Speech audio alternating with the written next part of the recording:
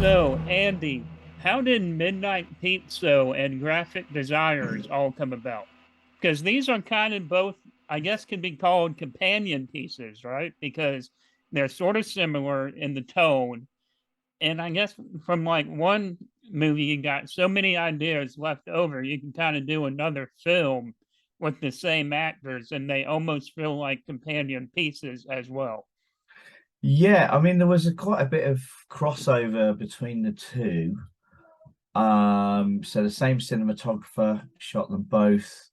Some of the same cast.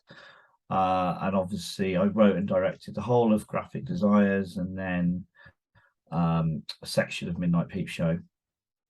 Um, and yeah, and then what one did very much lead to the other.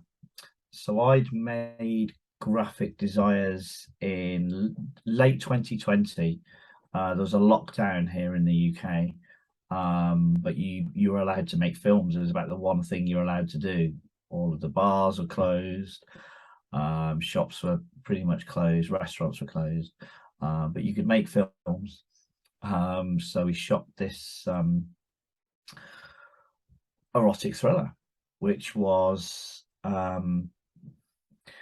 my attempts at kind of revitalizing that 90s erotic thriller graphic with Basic Instinct and Fatal Attraction and all of that.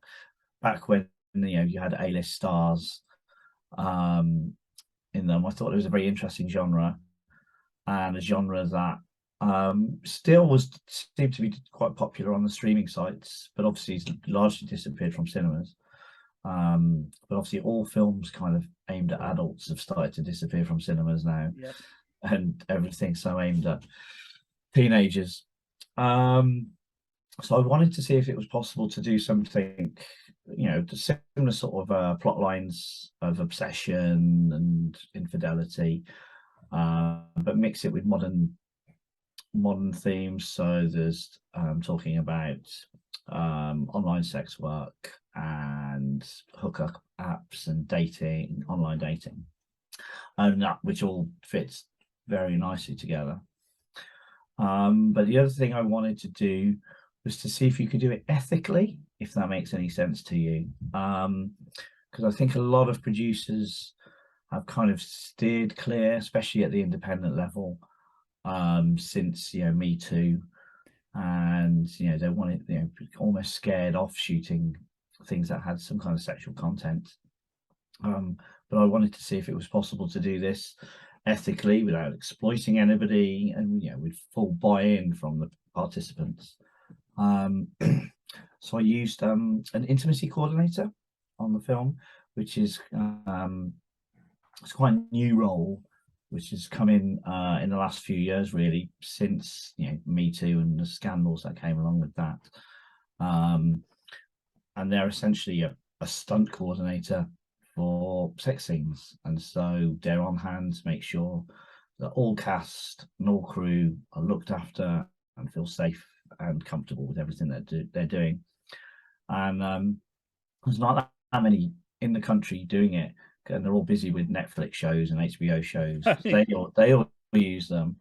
But I managed to find a girl called Jamila, who'd worked with one of the other producers before, and she came on board and we talked about how we were going to do these scenes. And yeah, we we did it, and I felt we made something more erotic than we would have done because the actors felt in a safe space. And the actors all came up to me afterwards, said what a good time they'd had, how comfortable they felt with everything, and what a positive experience had been. And obviously a lot of them had had some negative experiences doing nudity and sex scenes before.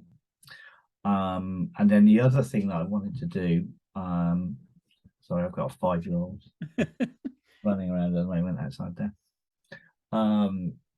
Because the film deals with online sex work. We used for a lot of the supporting roles actual people who do that for a living. So rather than trying to get actors in and getting them to play these these parts, so we use people who actually do that for a living to bring a little bit of authenticity to it. And obviously, they're comfortable with nudity on screen. And I think they were quite pleased that here is an opportunity to present their work and their job as what they do is not in a very stereotypical way. And during the pandemic, obviously, more and more people have been turning to that work. So I think it is losing some of its stigma. And I think this film could be part of that. So I made that, and I did a screening for that, and the co-directors, Jake and Ariel Anthony Hales, they watched it, and they thought it was good, and then they told me about Midnight Peep Show, and what had happened. They'd written most of the script, but they were looking for a middle section to go in that section. And obviously, I'd just done something involving sex work and the dark web and all of these themes, which are also in Midnight Peep Show. So they kind of knew I would fit right into what they had. So I pitched them a few ideas. Fuck, Marry, Kill was the one that they liked the best. And then so I went away and wrote it, and then also sat with them and worked out how we were going to integrate everything together. Because a lot of anthologies, and I think especially during the pandemic, they're made by different crews and different people in different corners of the world, Right. and they might never ever meet each other. And they feel like a collection of shorts, and some of them are And good. there's always like a disconnect almost with anthology films, right? Because there's so many people working on them, and the narrative never always hits like they think it does. And just because there's always that disconnect, but I just wanted to say with Midnight Pizza, I never really felt that disconnect, and it's one of the better anthology movies I've seen in the past several years as well.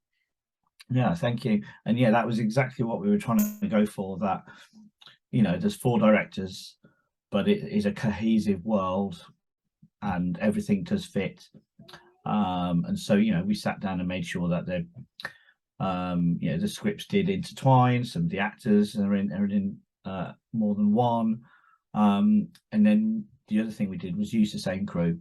So rather than we all went off and did it, instead we had a crew that shot consecutively for 3 weeks or so, and then we just swapped out directors as we went along.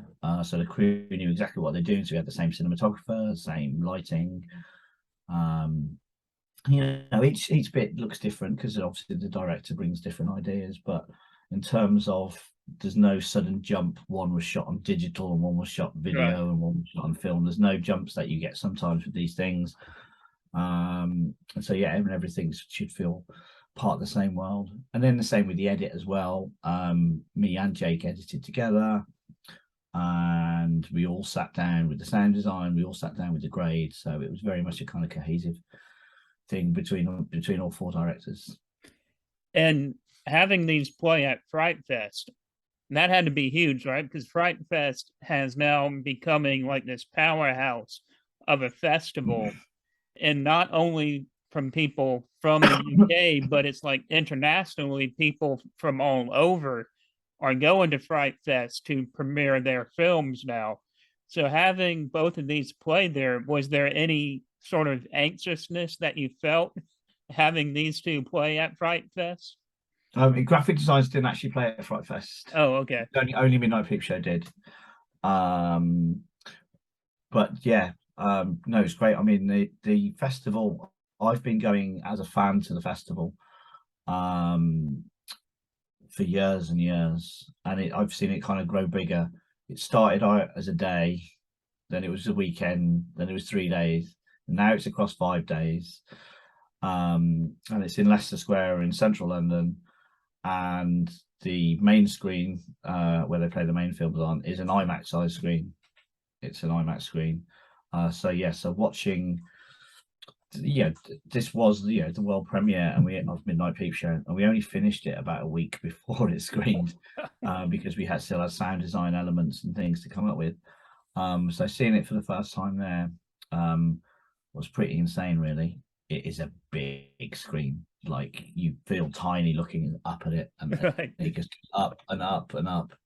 Um, and some of our casts were quite new, and it was maybe their first feature, or they hadn't seen their work on a screen anywhere near as big before, and they were quite, I think, overwhelmed by the experience. But it does help sharing it with four directors. It's not like the whole film is resting on your shoulders. Right. There's the four of us. Sadly, Ludovica was in New York, so she couldn't come to the premiere. But yeah, me, Jake, and Errol were there, and so yeah, you can kind of share the pressure and the fear. But no, yeah, FrightFest is great, and it was kind of almost always the dream when we started making the film that it would show there, because we filmed it a lot of it in Soho, which is kind of London's red light area, and that is right next to the cinema. So for the film to screen at almost midnight in almost Soho was kind of perfect. Right. So, did you get to see any other films at Fright Fest while you were there, or were you just busy promoting this one, doing interviews Um, the whole time? I was yeah. I mean, I was busy doing lots of interviews and kind of, just chatting to people, because it is a good networking event as well. Because yeah, like you said, a lot of filmmakers come over from the States, who you wouldn't normally get a chance to chat to, and everybody kind of goes to the same bar, so you can talk to all the other filmmakers. But I did see a few things. I think my favorite there was a film called Candyland. Candyland? Yeah, I don't know if you've seen that. I have not yet. No. I think this was the outside of US premiere. I think it's premiered in the US already, but this was a premiere outside. But I checked that. Yeah, definitely check that out. It's a sort of, it's kind of set. It's set in the 90s, but it's kind of got a bit of a 70s grindhousey exploitation feel to it. Okay. Yeah, that's And right up my alley too. it's about these kind of sex workers who work at a truck stop, I think on Route 66, and then they meet this family of like religious crazy people. Oh yeah, And that's me written all over. mayhem at shoes, and yeah, no, that. So I only saw one or two films each day because I was so busy. But yeah, that out of the ones I did see, that was the standout one. Well, Andy, thank you so much for joining us today. It's been really fun, and congratulations. Thank you very much, and hopefully, yeah, I don't know if it's got any American uh, screenings yet, but hopefully it will do. And if it does, I'll let you know. Oh, of So you can course. put it on your website, because we were so busy getting ready for FrightFest. Because now it's time to start talking about distribution and start talking about getting it to other festivals. So it played Brussels last night at the Brussels International Fantastic Film Fest. Oh, wow, that's pretty cool. Yeah, I couldn't go because I've got my little one to look after, but the others went, and apparently the crowd are crazy there. They do like a real call and response thing. Apparently, every time there's a moon on the screen, the audience howls, and all of these things. There's all these little things that happen. If anything happens on screen, the audience shouts something out, and they all know it. And apparently it sounds crazy. So that played last night. So hopefully it went down well.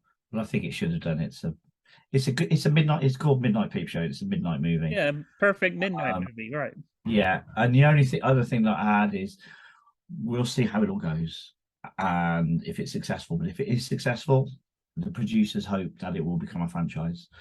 As you get Midnight Peep Show 2 with 3 whole new filmmakers, and yeah, make it a regular thing. But if you find out anything about distribution, just let us know, and we'll type something up on the website for you as well. Excellent. Thank you very much. Do you know roughly when this interview might go live? Maybe sometime next week. I'll definitely let you know. Okay, brilliant. Thank you very much. You're welcome. Cool. Have a good day. You too.